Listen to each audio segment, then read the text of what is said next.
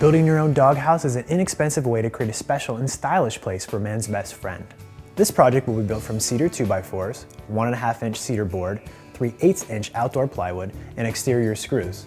You want to make sure all your wood is suited for outdoor use so it can stand up against the elements and that it isn't treated with any chemicals that might hurt your dog, such as pressure-treated pine.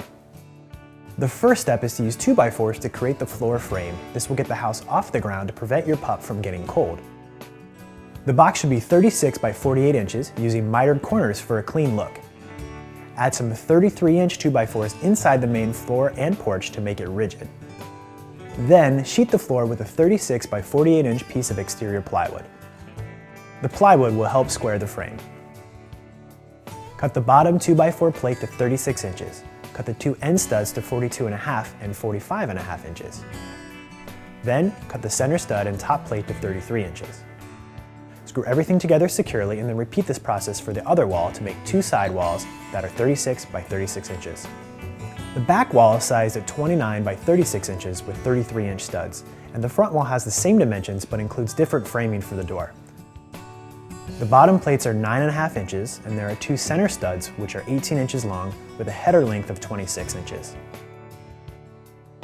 Attach the two side walls to the floor and fit the front and back wall in between, and then screw the walls together.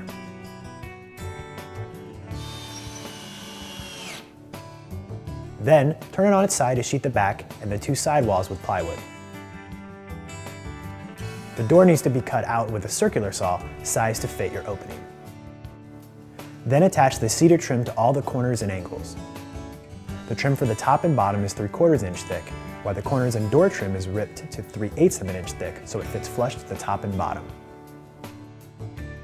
Next, coat the house with outdoor stain and wood sealer. We used a blue exterior stain and clear sealant. After everything dries, it's finally time to create the roof, which has the same mitered framing as the floor, except this time you want to sheet it with 3/4 inch construction plywood, which gives the roofing nail something a little bit thicker to attach into. Then, put trim around the roof and drip edge over the trim with asphalt shingles on the top. Place the roof on top of the main frame. It will slope to the back since the back studs are 3 inches shorter.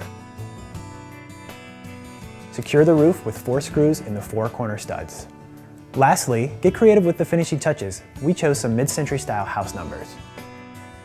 In just one afternoon, you can give that special member of the family a place to call their own.